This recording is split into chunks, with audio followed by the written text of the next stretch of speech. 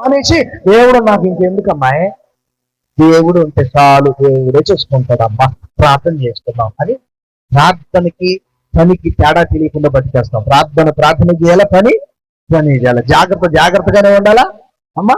దేవుని మీద ఆధారపడ్డాం, దేవుని మీద ఆధారపడుతూనే ఉండాలి. అట్లయితే నేను ఇంట్లో కూర్చొని పనికి పోకుండా దేవుడు ఏలియాకి అన్నం చెప్పానన్నోడు నాకు తేడా అనుకుని ఎందుకు సావరాదు, దానికి చావో. ఇట్లాంటి వాటికి దేవుడు ప్రార్థన అంటాం.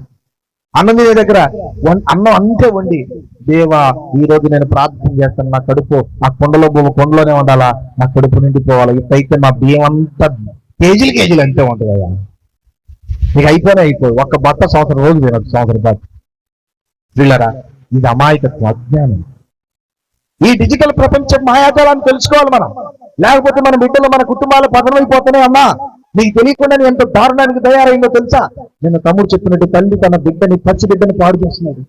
ఒకడు తన చెల్లి, అక్క కూతుర్ని పాడు చేసి చంపాడు. ఎందుకు చంపాడు అంటే ఆ సెల్ ఫోన్లో వచ్చే వీడియోలు చూసి తట్టుకోలేకపోయినట్లు ఆ అక్క కూతుర్ని పాడు చేసి చంపేశానన్న. ఎవరిని చూస్తే తెలిసిపోద్దని గొంతు బీసి చంపి అందులో పెరిగింది. ఒక పెద్ద ఆయన ఇంటి పక్కన ఉన్న ఒక చిన్న పిల్లని పాడు చేశాడు. ఎందుకు చేశావురా అనేసరికి కనపడకుండా వెళ్ళిపోయి ఆ తొందరపాటులో ఉద్రేకంలో చేసిన తప్పు అని ఎదిగాక